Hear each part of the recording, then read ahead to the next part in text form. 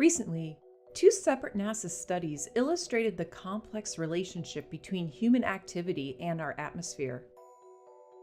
First up, a team led by scientists at NASA's Jet Propulsion Laboratory focused on drops in nitrogen oxide emissions during the COVID-19 lockdowns. Nitrogen oxide comes from sources like power plants and car exhaust and reacts to form surface-level ozone, which is harmful to human health. Using NASA satellites, the team saw that the lockdowns left a distinct fingerprint on ozone levels in the lower atmosphere, which dropped about 2% globally. And while this may seem small, such a drop in harmful ozone would take about 15 years to achieve under even the most aggressive emission control scenarios. Interestingly enough, the team found that these drops were not uniform across the globe, that where and when the lockdowns occurred was very important in determining the impact on the atmosphere. Taking a look at these regions, with blue representing below normal levels of ozone in the lower atmosphere, we can see that both Asia and the United States have a substantial impact on harmful global ozone levels.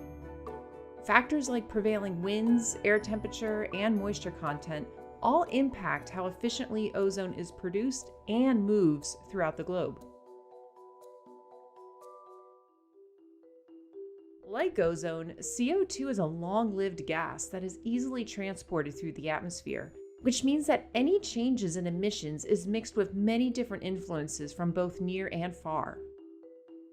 This makes it challenging to track and measure how local changes in human activity actually impact the levels of this greenhouse gas. Using NASA's OCO2 instrument and the GEOS model, NASA researchers were able to spot short-term regional fluctuations in the atmosphere due to drops in human activity related to the lockdowns. This is the first time changes in CO2 measurements have been tracked at such a scale all over the globe. The team's results showed that the CO2 emissions dropped significantly in the Northern Hemisphere from February through May and rebounded during the summer when some restrictions eased. The team was also able to better distinguish which monthly CO2 fluctuations were due to human activities and which were due to natural causes, like the Australian wildfires and ocean circulation patterns. This is important because distinguishing between human and natural causes is a critical step towards measuring human activity's collective effects on CO2 emissions in near real time. The lockdowns surrounding COVID-19 were an unprecedented global event that highlighted the complex relationships between emissions and the atmosphere. By studying these relationships, we can gain insights that could help us better design sustainable measures that can improve both human health and the climate.